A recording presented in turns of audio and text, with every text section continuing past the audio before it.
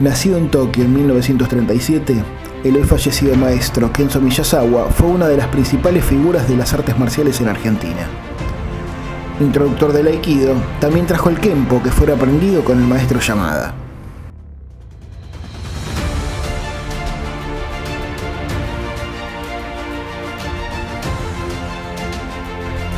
En 1968 decide enseñarlo entre nosotros, manejando siempre un grupo reducido. Al fundar la Sociedad del Puño, o Taidokai, en 1972, junto a sus discípulos Seijo, Bustamante y Lacio Fani, continuó llamando al estilo Taidokai Kenpo e introduciéndole variantes de su experiencia con otras artes marciales en Japón, Argentina y Brasil.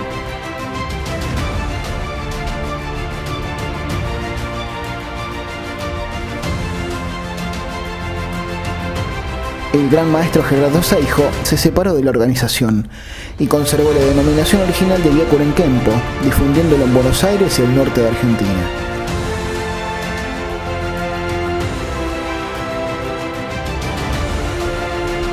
El gran maestro Seijo refleja un pasado heroico, donde todo estaba por hacerse en las artes marciales, siendo de las primeras generaciones de argentinos formados por los padres del arte marcial en el país.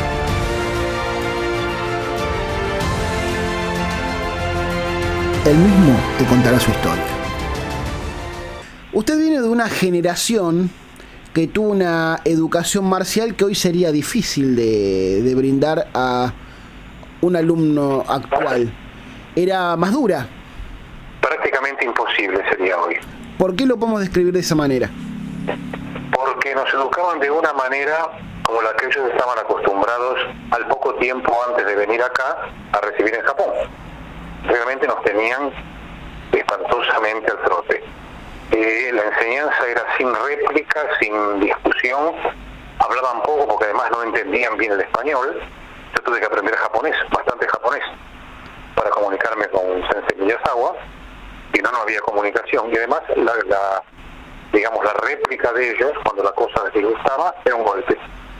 Sí. Tal cual como lo digo, un golpe. Sí. Un golpe, un palmazo, un empujón, un desprecio. Nos sentíamos como basuras directamente, porquerías. Sí. Y hoy en día no lo acepta un occidental. Exacto. Se habla que, por ejemplo, muchos alumnos de hoy, cuando escuchan algunas referencias de los antiguos maestros, lo escuché varias veces, nos dicen, no, pasa que el maestro era mal llevado, algunos eran depresivos o alcohólicos. Y hay que entender también que en esa época muchos venían escapando de la guerra, entonces traen todos los traumas de la guerra. Absolutamente todos. Miyazawa no, era de muy buena familia. Ajá. Había sido muy bien educado, su padre era militar, tenía conocimientos de judo y de kendo, katori, shinto-ryu, transmitido directamente por su padre, así que no tenía ningún tipo de trauma ni nada. Fue muy bien educado, con todos los chistes, con donde nació él en Chiba. Uh-huh. Y él era profesional, aquí trabajaba como tal. Era profesional, era guitarrista, un eximio guitarrista. Hay anécdotas. Toda la vida le hemos estado preguntando a sus más viejos alumnos cómo endurecer, cómo fortalecer el cuerpo. No quería saber nada con eso. Se cuidaba tremendamente las manos. Hay una anécdota histórica que es la propaganda, una muy antigua propaganda de Paso de los Toros. Sí.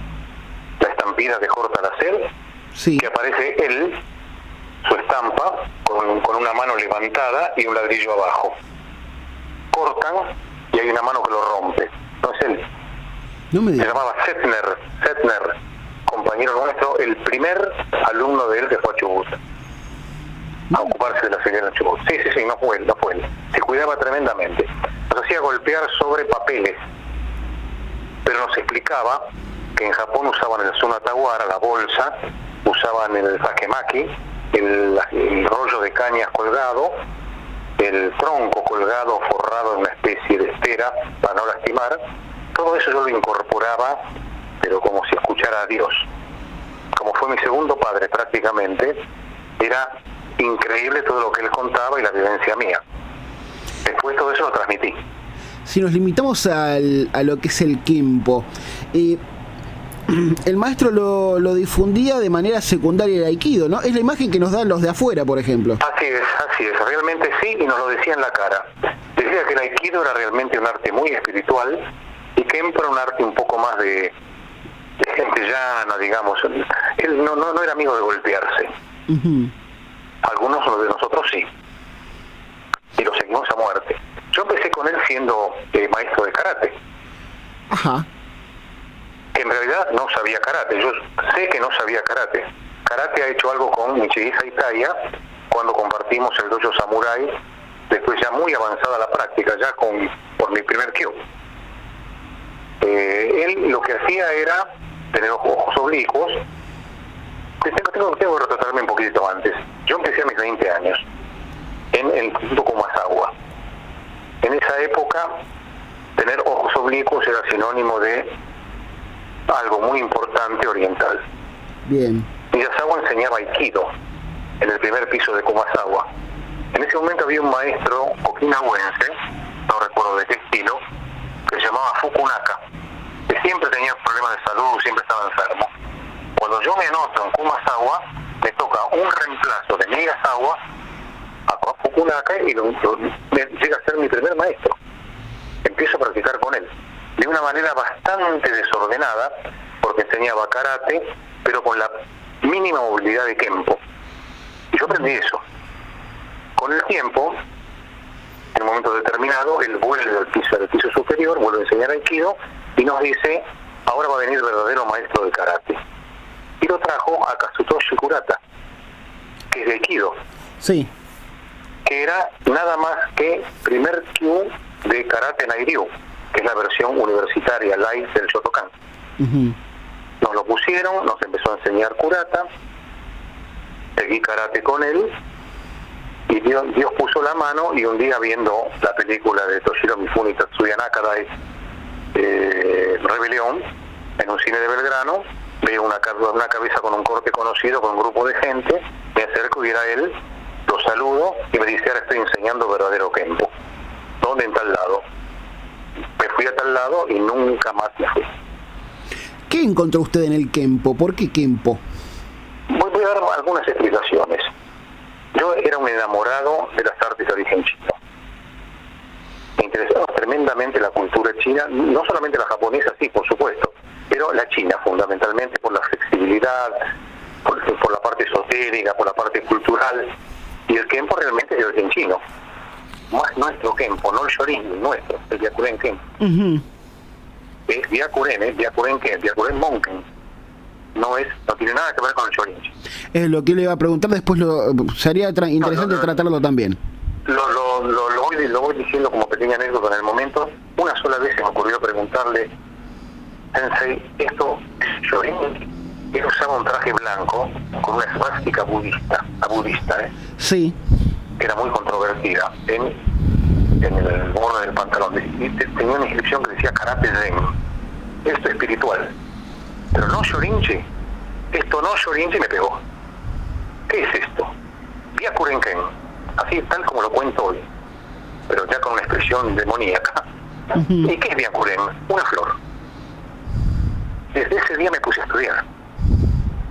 Y descubrí que Byakuren es Bai Lien. Byakuren Kempo es Bai Lien Chuen Fa en chino.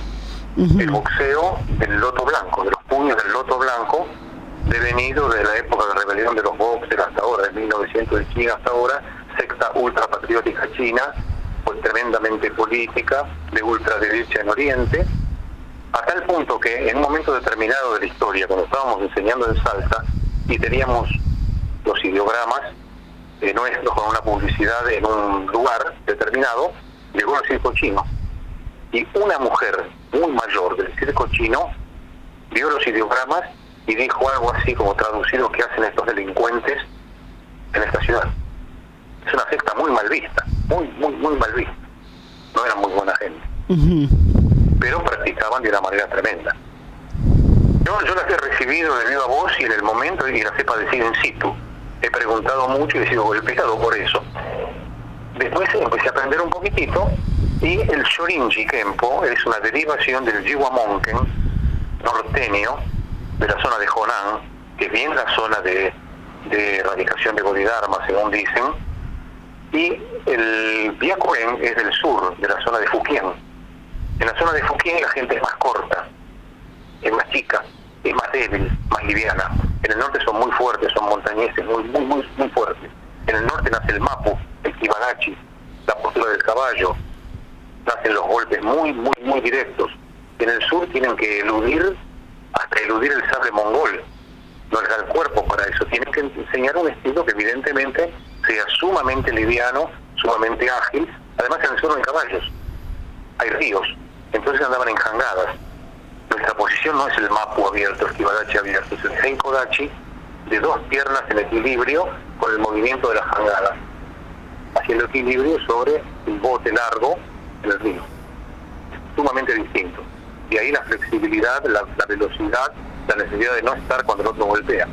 ¿Y cómo fue, cómo continuó su relación? Porque sé que usted fue una especie de continuador de él en la escuela Kenpo en un principio, hasta que usted, la vida lo llevó a independizarse.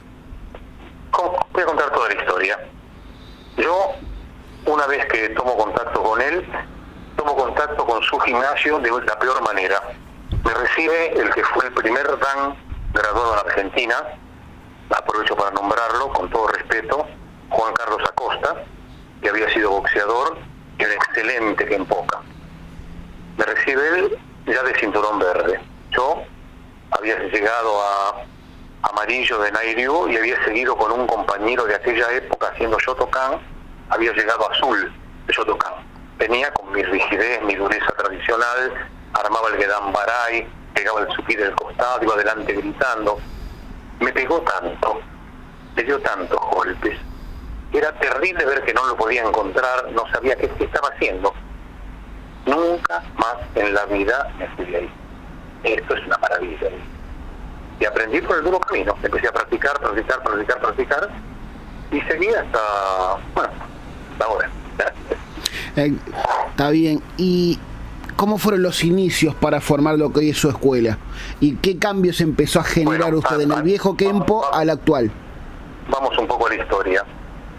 Yo practicaba permanentemente bajo la enseñanza de Kenzo Miyazawa. Practicaba quiere decir, lo hacía a la usanza de un discípulo oriental. Yo adscribí de tal manera a lo que enseñaba el Sensei Miyazawa que empecé a convivir prácticamente con él. Lo acompañaba a comer, iba a su departamento, se lo barría primero. Yo iba, barría, después de barrer me hacía comer, y después de comer y tomar una cervecita ya aflojaba la lengua y empezaba a enseñar ahí. Aprendí katas de maneras indescriptibles, formas, digamos, que no son las formas tradicionales del estilo, ni del Byakuren ni del Taidokai, como se hacen, las están haciendo en este momento en Salta, con 2 tanto, con el Seryuto, con el Bo, todo lo que se puede hacer realmente desde un kata, de una forma de kata salen 7 formas distintas. Todo eso barriéndole el departamento. Pasó que al tiempo, después de mucho tiempo con dieta argentina, Sensei Miyazawa enferma y nos convoca a los discípulos más antiguos de él.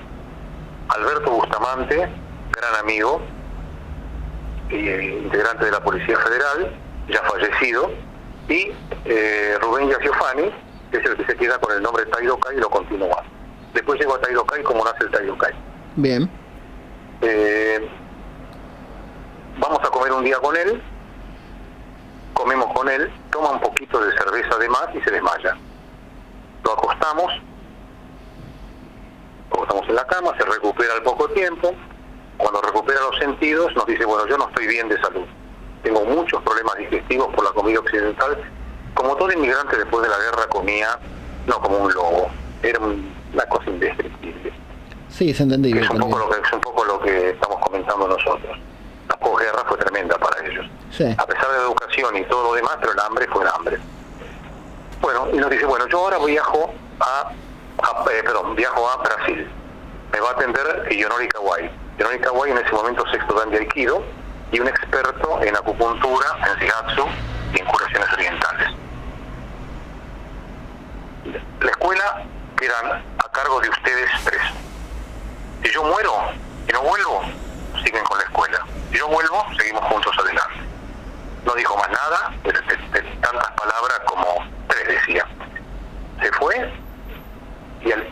tiempo recibimos noticias de que estaba bien, recuperado, estaba haciendo aikido con Kawai, allá en San Pablo, y que al poco tiempo volvía. Volvió de una manera completamente distinta. Volvió totalmente dedicado a la terapéutica, al masaje, al shiatsu. Era muy loable, aprendí muchísimo de eso, pero no era lo mío, yo quería seguir haciendo Kenpo. Seguía en la tesitura, seguía de esa manera, nos hacía trabajar con él. En esa época conseguimos que se pusiera de alguna manera en la tesitura de permitir que hiciéramos algo no de torneo, pero sí de encuentros entre nosotros. Tengo varias anécdotas muy divertidas para mostrar cómo era él realmente, ¿no? Lo hicimos. No, el torneo no es algo de Kenpo realmente, no se pretende tener torneos, ni hacer exhibiciones grandes, ni nada. Kenpo para hacerlo uno, es para el crecimiento personal y espiritual. Pero bueno, lo hicimos, seguimos adelante. En esa época practicaba muchísimo con Juan Carlos Acosta, nos gustaba mucho el encuentro personal casi a contacto pleno, a tal punto que se llevaron un combate nuestro filmado para los Rangers de Bolivia. Qué interesante. Los que capturaron a Che Guevara en su momento. Sí. Terrible realmente como nos dábamos. En un encuentro, que recuerdo perfectamente hasta el día de hoy, le infarté el abdomen de un Maigueri. No dijo ni era más duro que un adoquín. Muerto de risa y se entraba la dureza que le había salido del abdomen hacia adentro. Un Maigueri adelante, terrible. En la otra clase estuvo esperando. Yo estaba engolosinado, empezamos a trabajar juntos, papá, pego un saltito, un tobigueri, y el tobigueri me lo agarra en el aire y me da vuelta a la pierna, me saca todos los ligamentos del lugar. Caigo sobre el tatami y me quedo haciendo... No me podía mover más. Mira, Sagua se muere de risa, se agarraba el abdomen de la risa. Lo llamo por teléfono a mi hermano, viene, me busca en un auto, me saca de ahí, me lleva. Esa noche no podía dormir porque no podía arrastrar la pierna sobre la cama. Al otro día lo llamo por teléfono, venga y traiga su traje.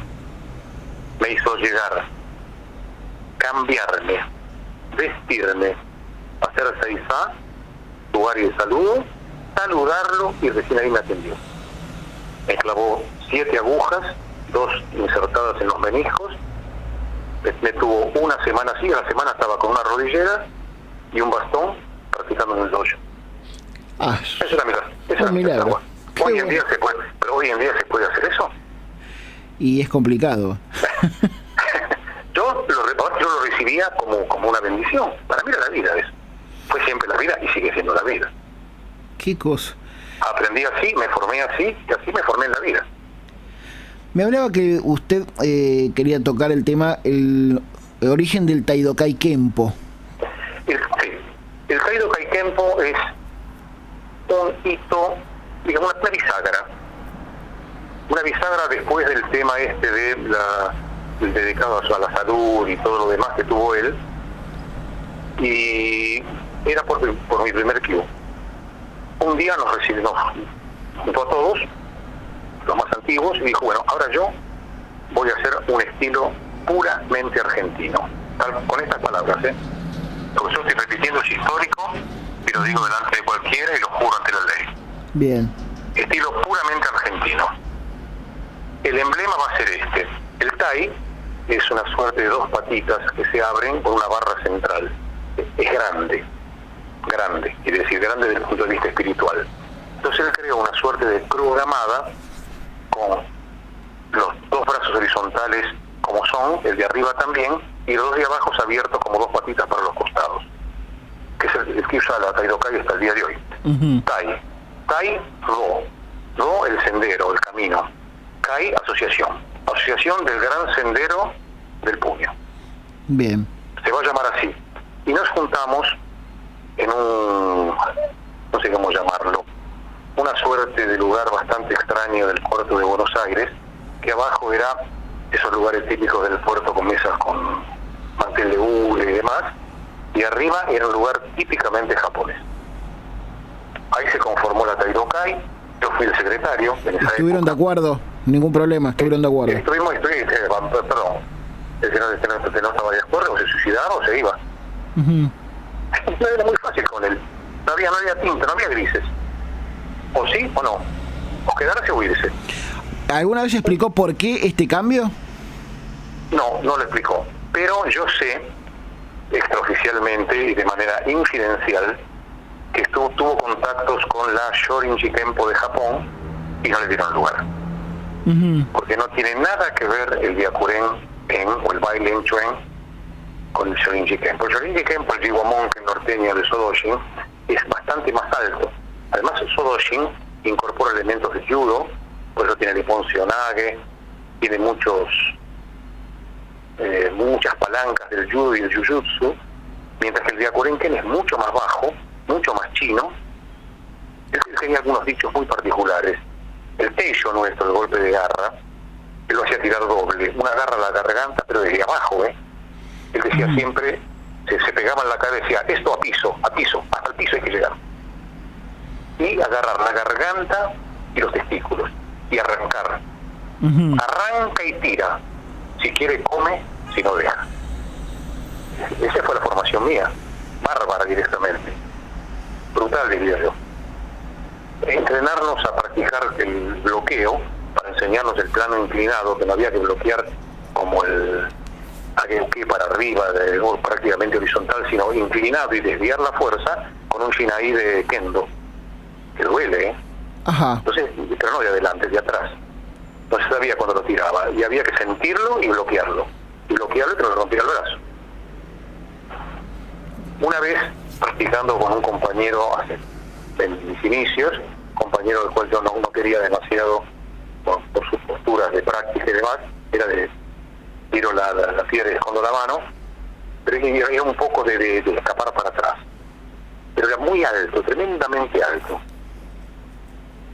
Y lo venía yo acomodando de a poquito, porque realmente tenía ganas de hacerle un poquito de daño, una pequeña estupidez. Y le tiro un Kakesuki, que es un golpe redondo, bajo, bien desde abajo, como me gustaba pelear a mí, redondo, bien. Se asustó, se fue para atrás y levantó la cadera. Le pegué con el puño izquierdo a la altura del hueso de la cadera. Por supuesto me metí el hueso hasta el fondo de la mano. Me quedó la piel flotando, el metacarpiano roto.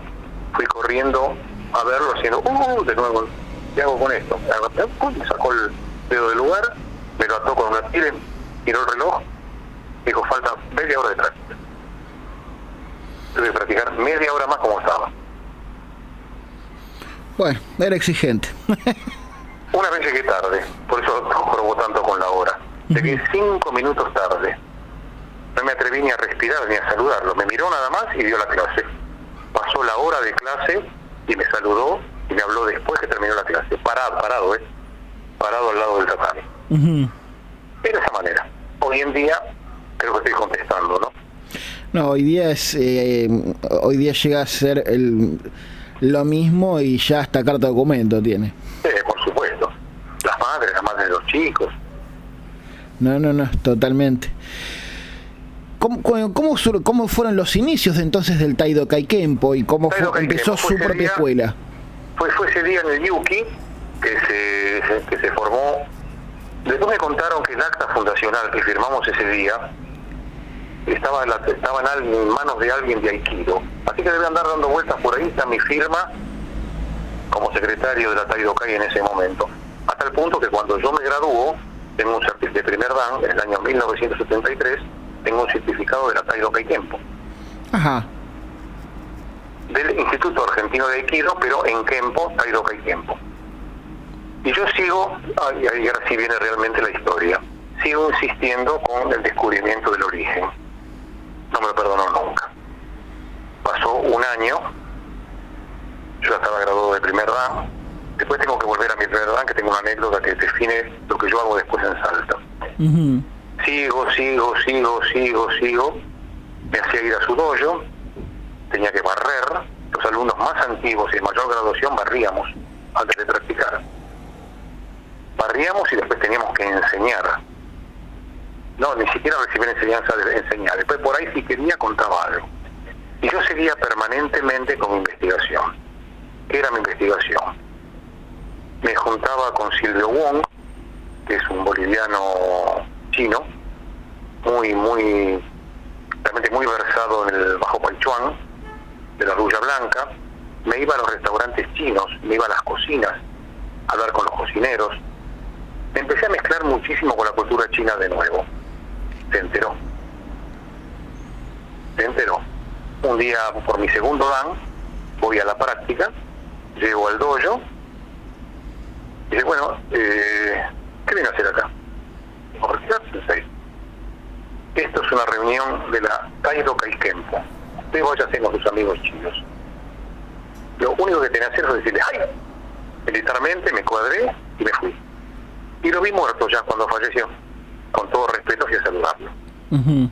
No lo vi nunca más en la vida, a tal punto que el Adilo estaba desesperado a ver si nos juntaban en algún momento de la historia.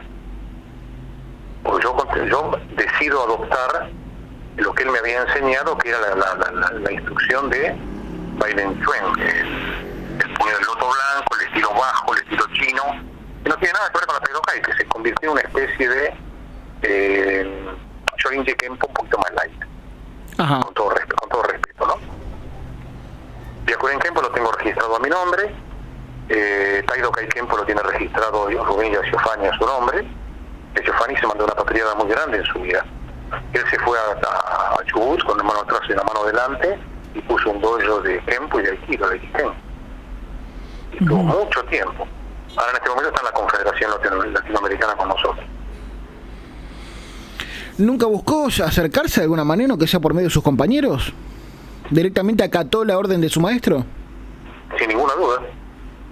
Nunca más. Nunca. Cuando recibí el tercer dan internacional, que lo recibí estando ya en Salta, es otra historia, también después cuento cómo me fui para allá y demás, le mandé una nota diciéndole que el honor más grande de mi vida era ponérselo a disposición y que evidentemente el logro más grande sería traer el tercer dan de él, o el reconocimiento de él. No me contestó, me mandó contestar por uno que había sido alumno mío y por supuesto nunca más en la vida. Pero teníamos un alumno compartido, un segundo dan de Aikido, que hacía Aikido un poquito fuerte al estilo de Sao Tome, el Aikido con la gente que ha hecho Kendo, que tiene el brazo mucho más fuerte y entra a los bloqueos de manera mucho más dura, mucho más al estilo de Kenpo. El Kote Gaeshi, por ejemplo, de Aikido es suave y respeta a la víctima. Nosotros tenemos un Kote Gaeshi que lo rompe en el lugar. Uh-huh. Bueno, este chico trabajaba con Aikido con él y conmigo en Kenpo, con mi escuela de Kenpo, cuando yo volví a Buenos Aires después de 15 años de estar en Salta. Y practicaba de tal manera, y el japonés, que no era realmente tonto, tenía un ojo clínico y le decía, usted no sabe Kenpo, ¿no? O veía una técnica y se escuchaba que por bajito decía Seijo. Veía la mano mía. Aparte me conocía, me hizo él, así que conocía bastante como yo practicaba. Su propia escuela arrancó en Salta, ¿verdad? Porque yo mucha información que tengo suya proviene siempre de Salta. En el año 1973 yo me graduó de primer dan. Uh-huh. Y recibo el permiso después de que me gradúa, hace toda una ceremonia personal que era muy de eso, que después la borró le escribió con la mano y la borró con el codo. Dijo, bueno, yo le enseñé todo lo que yo tenía para enseñarle. Ahora usted hace su camino, más o menos en estas palabras. Se va a la montaña, esto me quedó grabado, se va a la montaña, elige un árbol para entrenar y no vuelve hasta que no tiene escuela en la montaña y bla, bla, bla. ¿Qué fue lo que hice? Al otro año me gradué de arquitecto, pasó el tiempo, estuve enseñando bastante en Buenos Aires, tuve mi primer gimnasio acá, el Kenkai. Él fue a dar exhibiciones junto conmigo, llevó gente, bueno, toda una historia acá en Buenos Aires que no más que un gimnasio de práctica, era un lugar de experimentación. Porque yo este estilo lo hice fuerte y lo hice mío, probando con cuánta gente se me pudo cruzar, en el buen sentido, ¿no? En el buen sentido. Mi gimnasio estaba abierto de lunes a sábado. Y los domingos íbamos a entrenar a Palermo al aire libre. Ahí sacábamos los troncos del circuito cadete y levantábamos troncos, todo lo que él contaba, nada más ni menos que lo que él contaba. Golpeábamos los árboles y de lunes a viernes o de lunes a sábado venían coreanos de la villa. ¿Coreanos de la villa de la calle Sarasa? Sí, Ahí, sí, conozco la historia. ¿De Sonanjú? ¿De Sí, Sonanjú? conozco la historia. Bueno, ha llegado a venir gente, boxeadores de los barcos, boxeadores estos que pelean por bolsa en los barcos, gente de capoeira. Ion y So de la villa venían permanentemente del Bajo Flores. Gente de karate, gente de cipal, que quien quisiera tenía abierto, y probábamos. Y probábamos con límites, pero siempre con la piquita de a ver cómo que es este estilo, y lo hice mío el estilo. Realmente lo probé hasta el cansancio. Después de esto, el gimnasio Kenkai tiene un pequeño bajón económico, se lo queda mi socio, yo me voy al gimnasio Apolo, porque yo practicaba muchísimo con González. González era un primer Q de Sunanjú, que le gustaba mucho lo que hacíamos nosotros con handball, los bastones. Muchísimo practicábamos con él, y me recomienda Sunanjú, me recomienda personalmente, lo voy a ver, y me invita, porque tenía muy buenas mentas nuestras, a practicar, a enseñar en el gimnasio Apolo, que era un gimnasio elite en ese momento, Florida, entre Viamonte y Tucumán, pleno centro de Buenos Aires. ¿El de Olcesi, me está diciendo? ¿El de Emilio Olcesi?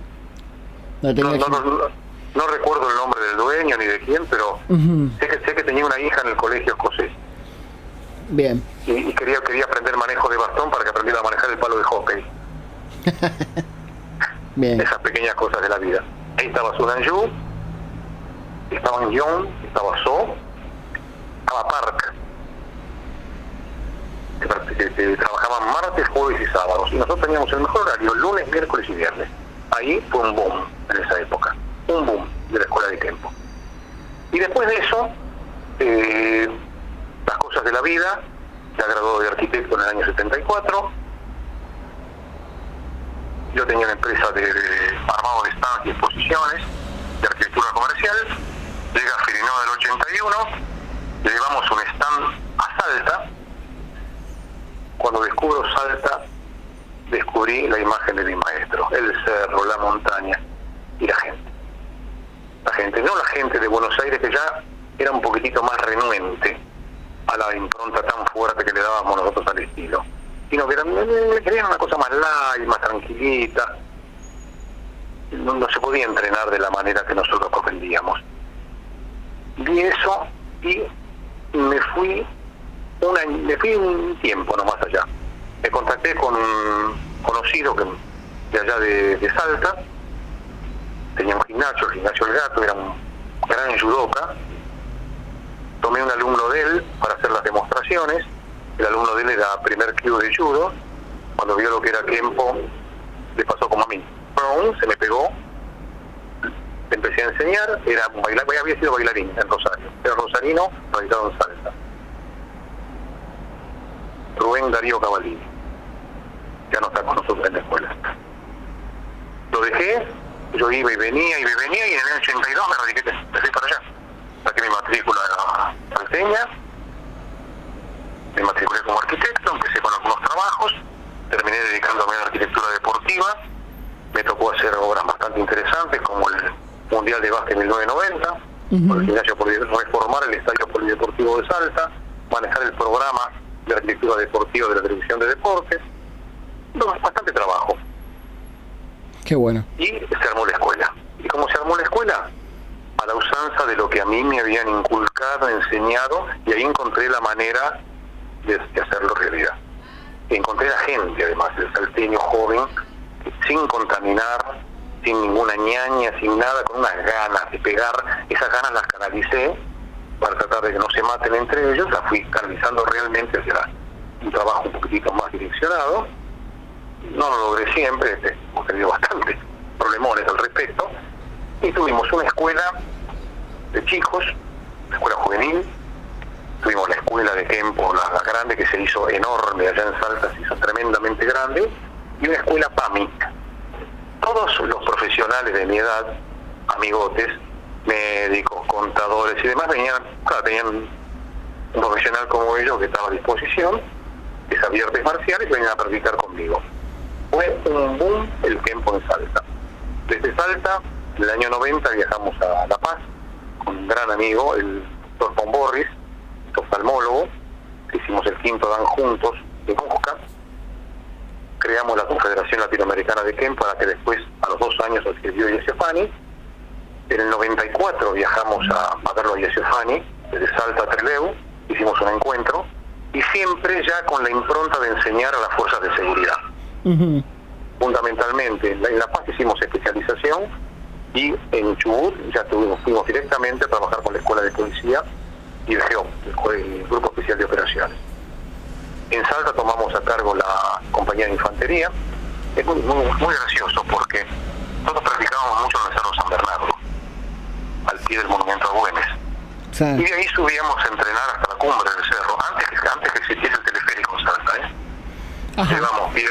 subíamos con piedras, bajábamos con piedras, subíamos con piedras, bajamos con piedras, y abajo había un tremendo manejo al aire libre de armas, serio, todo armas de corte, bastones. Y yo veía que siempre había un carro de asalto de la compañía de infantería cerca mirando. Y que nos van a meter en caja. Traigamos los documentos por la duda que nos estamos haciendo bien o mal. Un día se acerca, me mandan un agente,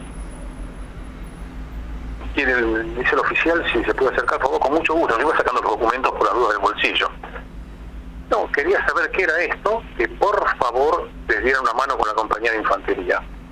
Era un joven oficial de la época, Freddy García Ríos, que ahora es comisario mayor retirado, con el cual tuve el gusto de estar cuando se cumplieron 40 años de la escuela allá, y verlo nuevamente en Salta, un señor ya mayor, un poco más joven que yo, pero amigo, tremendamente amigo de la escuela.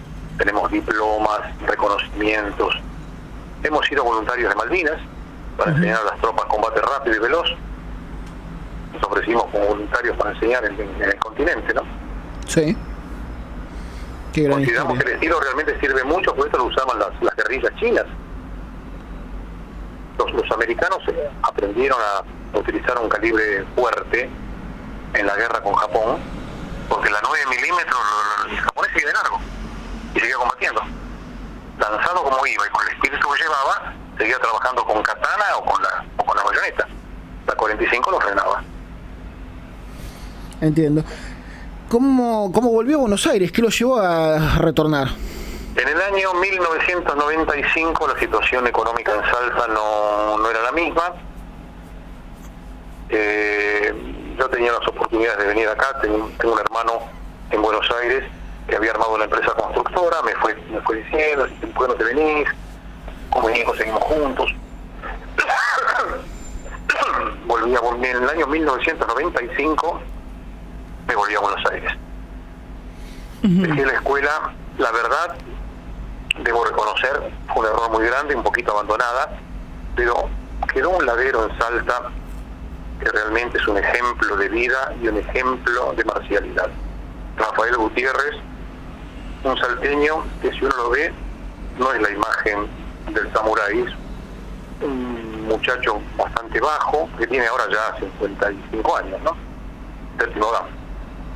No tiene mucha altura, no tiene mucho físico, pero tiene una destreza y un manejo de la forma, un manejo de la cultura marcial que no es increíble, es maravilloso.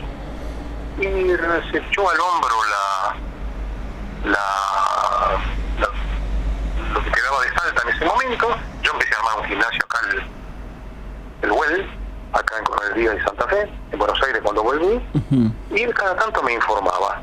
Y desde Salta armó 2 filiales con alumnos del de allá, Mendoza y Tucumán, que las tenemos en este momento. Realmente encomiable la labor. Tenemos un representante segundo para tercer dan en Tucumán, tenemos un primer dan para segundo, más un primer dan reciente en Mendoza, y además tenemos una punta de alumnos que son históricos, que cada tanto vuelven y están en este momento gestionando acciones para escribir, para crear un libro, la historia de la escuela, para lo cual esto, si en algún momento lo tenemos, va a servir, ¿no?, de remembranza. Perdón, tenemos un salteño graduado de médico, está en este momento trabajando de ginecólogo en Tierra del Fuego, que se vino hace poco al encuentro con nosotros. Así que no somos una diáspora, pero sí somos una comunidad bastante grande y bastante próspera. ¿Y a qué apunta a futuro, maestro? ¿Cuáles son sus próximos objetivos? Primero, la escuela está registrada, está a nombre nuestro, ya ha sido internacional, porque tuve un alumno ya de vieja data, Bernard Keegan, allá en Maryland. En Maryland tengo registrada la Yacuren Kempo School. Volver nuevamente a retomarla en algún momento. Se nos fue un salteño de Tucumán para allá, también para el Medio Oriente, se fue para Israel, está radicado allá, pero se sintió de la escuela, ya no está con nosotros. A veces la gente quiere tomar otros caminos, tiene todo el derecho, bueno, quedó en un cuarto dan y ahora tenemos que hacer. Y mi objetivo realmente es que la escuela esta siga viviendo después de la memoria. Así de fácil. Y que el nombre de mi maestro, por encima de todo, quede en el bronce. Porque él es el artífice de esto. Entiendo. La escuela mía es de él, no es mía. Es él. Él me incentivó, él me contó, él me dijo, él me formó. Él me dio todos los elementos para que yo caminara. Así que la historia es de él. Es una forma de cerrar el círculo. Así es. Vamos a ver qué vida me da, veremos. Por ahora además yo viajo muchísimo, pero viajaba muchísimo, pero me iba a las filiales, venía, no dejo la actividad, yo estoy operado de las dos caderas, tengo 2 reemplazos de cadera, ambas. Estoy destrozado de los golpes y del entrenamiento un poquitito contramano de lo natural. Es la operación clásica de todos los de su generación, porque hemos trabajado y practicado sin ningún rigor científico. Había que hacer lo que decía el maestro y le sacábamos las rodillas del lugar. Había que romperse los huesos y nos rompíamos los huesos. Pero el espíritu se hizo muy fuerte. Siempre me han preguntado por qué castigaba tanto el cuerpo. Y yo respondí siempre para fortalecer el espíritu. Y el espíritu está muy fuerte. Maestro, le agradezco mucho su tiempo. Es apasionante escucharlo. Espero en algún momento poder conocer su escuela, visitarla y poder... Con muchísimo gusto, y a veces nos vemos alguna vez personalmente, si Dios lo permite.